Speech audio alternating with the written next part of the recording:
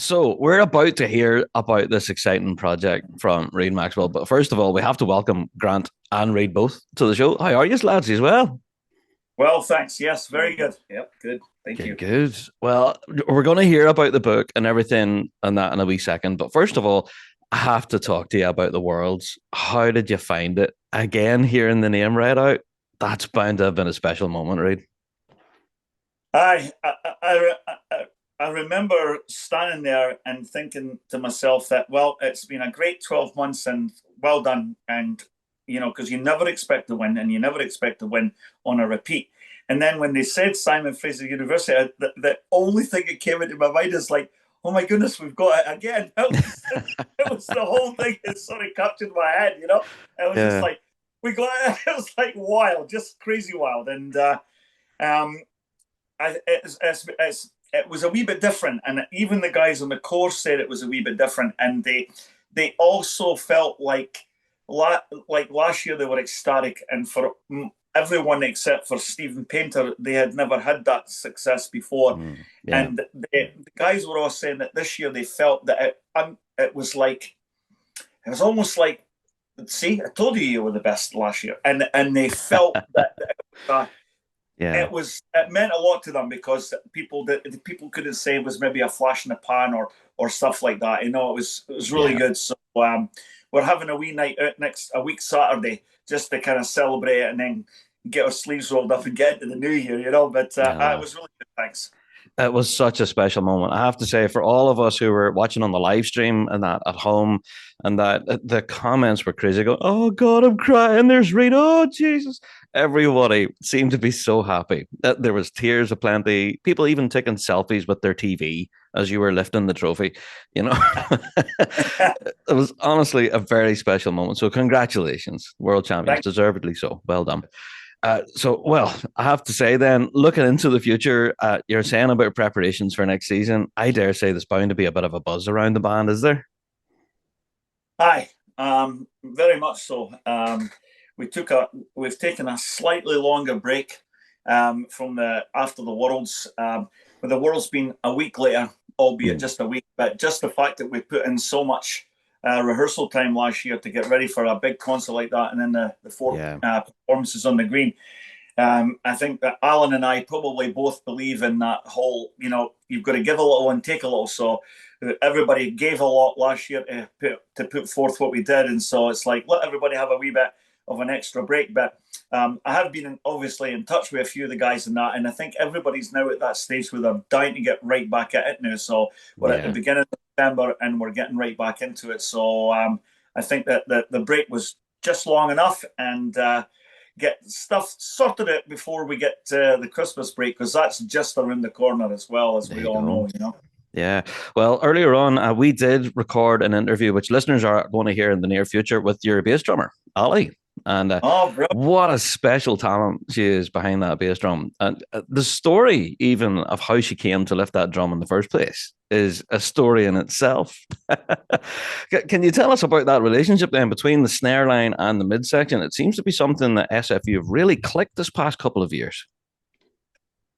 Yeah, I think that we've got all the right people in all the right places. People Mm, who just want to be part of a team.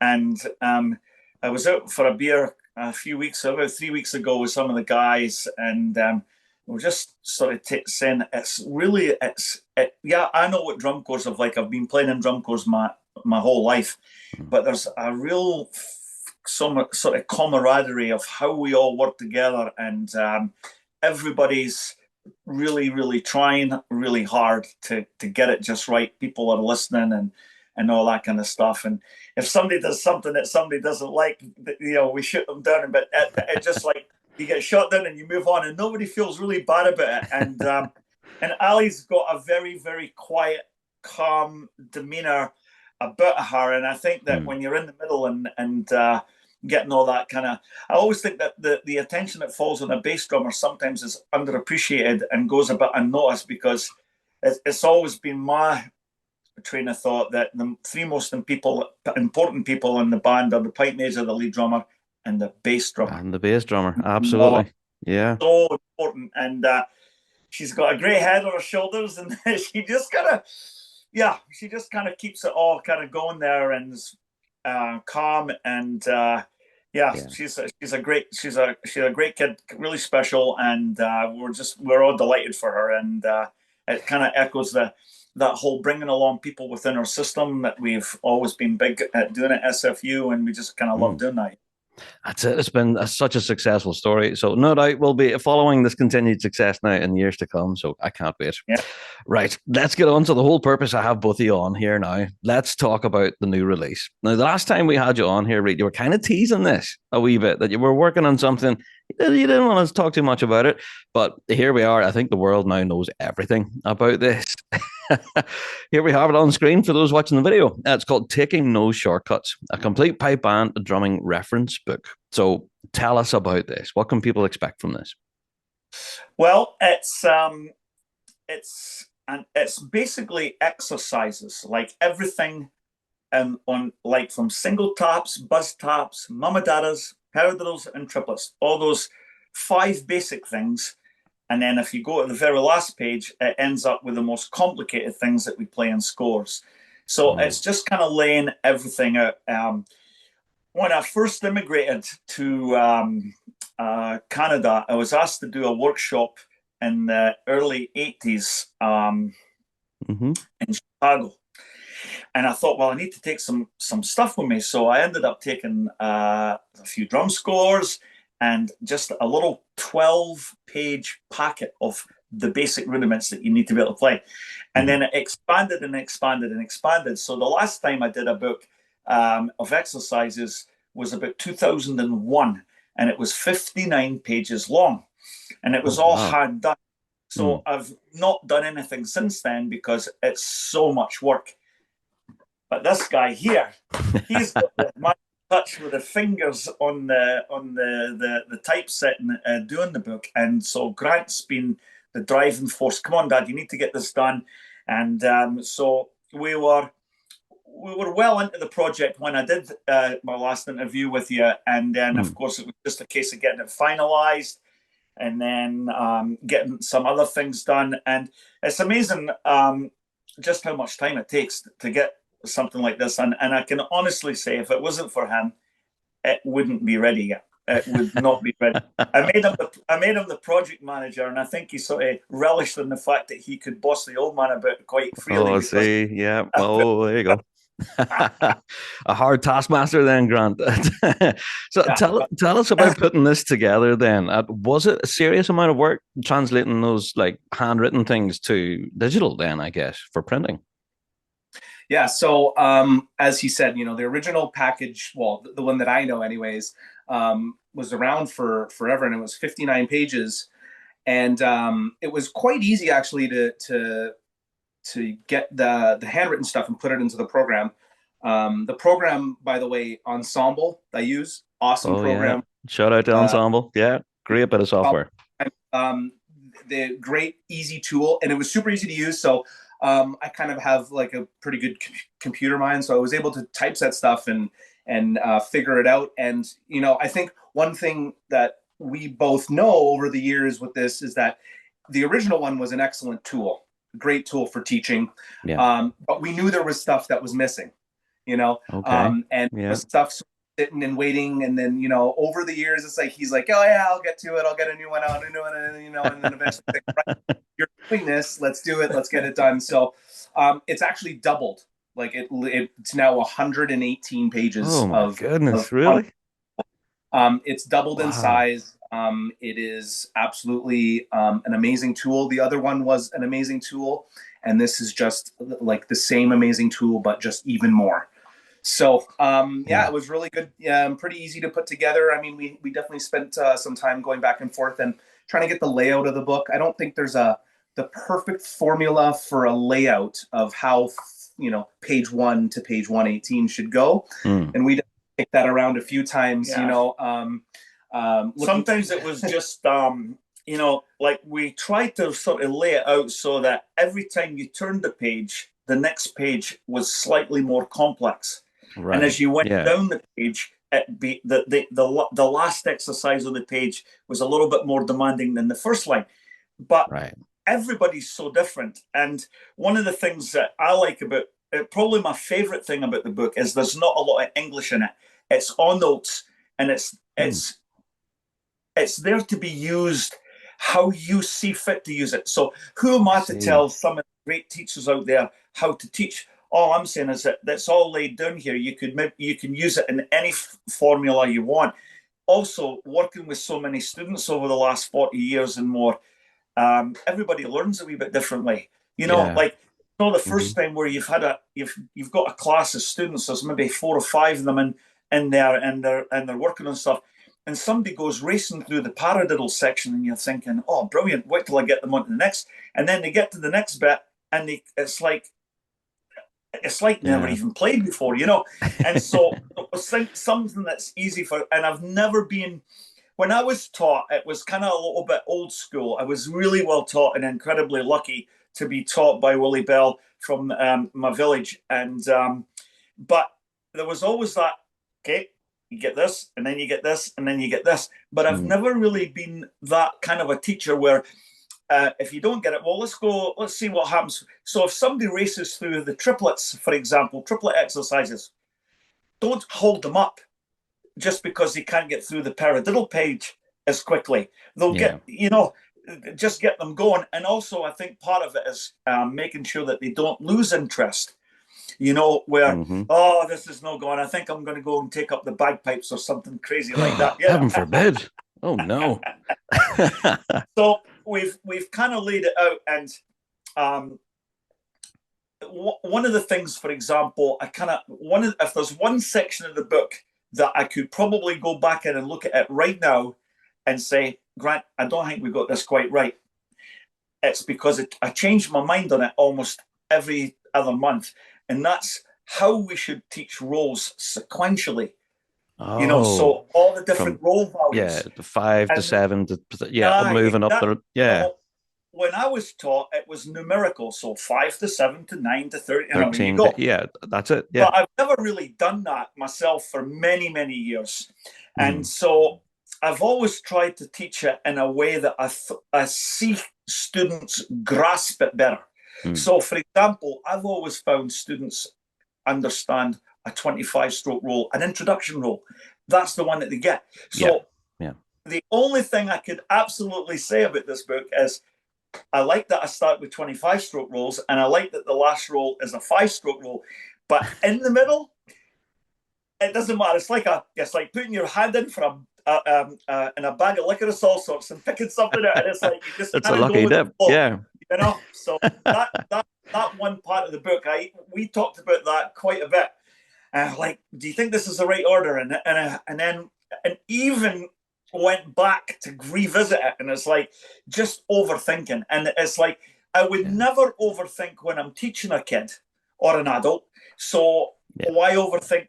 If all the information's in there, it's in there. And I'm really kind of happy about that. I'll still kind of smile every time I go through that section, but it doesn't really matter. As long as it starts with a 25 and ends with a 5, the other things can come and go as they please. Yeah.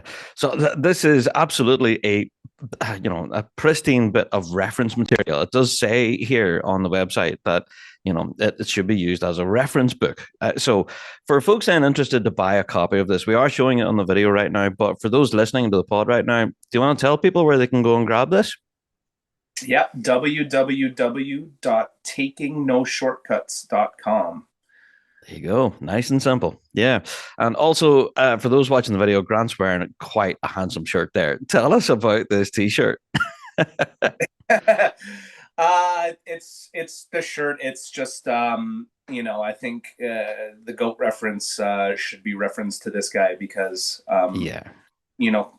say what you want. Yes, he's my dad, but what he's done in his career and it, to become the GOAT. And it's like, it's not just about the awards and stuff like that. It's the influence on others and that. And it's unbelievable what he's been able to accomplish, I would say certainly in North America in pipe band drumming, he has the biggest influence. and you could even say that about the world. I was just going to say, yeah, absolutely, So, influencing the whole world. Yeah. So so I'm I going just to. had to pay tribute, yeah, to that. It has to be done. Yeah, absolutely. So I'm going to grab myself a cup, one of those for sure. Yeah. So you'll see me wearing one of those shortly. Right. So. I'm still very uncomfortable with this whole project of his, Oh, but really? I am, Rob, but can I say that as a dad, we all like to have a great relationship with our kids, and I think if you do something, and we share the drumming experience, you know, if you can do something well enough that your kid thinks that his dad is the best, then that in itself is that's all I need to be. I just need to be the best in his little drumming world. I don't need to be the best. I'm not the best, as I keep telling him. But anyway, it's very flattering, and it's he's had a great laugh with that, and continues to have a bit of a laugh with that at my expense. So you could say there's maybe a little bit of payback in that too, you know. Oh, there you go. Yeah, as they're nudging each other on the video there. There you go. So I'm going to ask a pretty obvious question now. A lot of drummers will be using this book now in music stands. So you said it's like over 100 odd pages in that. Is it big, like a bulky kind of thing, or can you put it in a music stand? Oh, So, there it is. We have it on camera. Oh, yeah, nice. absolutely. So we I think the big important thing with a music book is sometimes, well, I think sometimes you get textbooks at school and they're bound a certain way. So you have to, like, There you stick go. them on the table and like flatten it out, make sure Fold it the doesn't. pages. Yeah. And the one important thing about this, and we got it bound so that you could just. It's spiral bound. Look at that. So exactly. So it's just the ease of music, So you can definitely put it up on a stand, on a table. Fantastic. Have 2 pages open, 1 page open. We just wanted to make it very, very, very simple and easy to use. Yeah. That's sort of the most important thing. It's not very, It's not too bulky. That's pretty good. Not yeah. too bad. I mean, it's jam packed. There's over 900 exercises in here, and Oof, there you go. the color is also really significant, I think, to read. But I think the really cool thing about the color, and why basically we decided to go with it, is that it's very easy to pick out, in a shelf on, somewhere where it's like, grab the orange book, right? Tell your students, go grab the orange book. They know where it is. They know what it looks like. It's very easy to sort of recognize. Absolutely. And I also want to say about the book, like, this is an excellent book for any level of drummer, for any level of teacher, and even, from beginner all the way to, the best drummers in the world who are buying copies of this book. Yeah, we've been quite flattered. Yeah, with purchases. Actually, something that you might be happy about is that the very first purchase of the book, when it went to pre-order, was from a young guy in Northern Ireland. Oh, really? Oh, brilliant. Yeah. There you go. Fantastic. So it was like within minutes of us just putting a pre-order thing up, it was starting crazy. So it's been really, it's humbling, like unbelievably humbling, like to know that this would happen. Yeah. Fantastic. So just have one final reminder for folks listening, then go to takingnoshortcuts.com. Go and grab this now. Honestly, I'm sure we're going to see this now in other outlets around the country, are we? Eventually, yes, but probably not until the new year. But you can get it from us directly at that. We've got boxes of it going at the door today. We're up till 1 o'clock in the morning getting things going. So it's a lot of work, but it's a lot of fun. It's like, and I think that we're both enjoying the fact that we've seen the project through from its inception.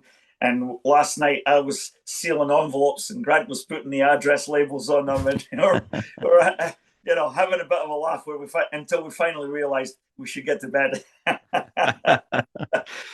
Oh, well, here, I wish every success with this, and I'm definitely going to grab a copy myself here because I'm an old drummer, I guess, trying to get the hands moving again. So this could be something I could invest in for sure. Yeah. Definitely here for everybody to keep themselves busy. Yeah. Any level. Trust me. Good stuff. Well, lads, thank you so much for joining us on the show this week. I really appreciate your time. And again, for everyone interested, we've included links in the show notes and everything. So you can go click on that and you can go and purchase your copy now. Thank you so much, guys. Thanks. Thank you for having us. Thanks so much.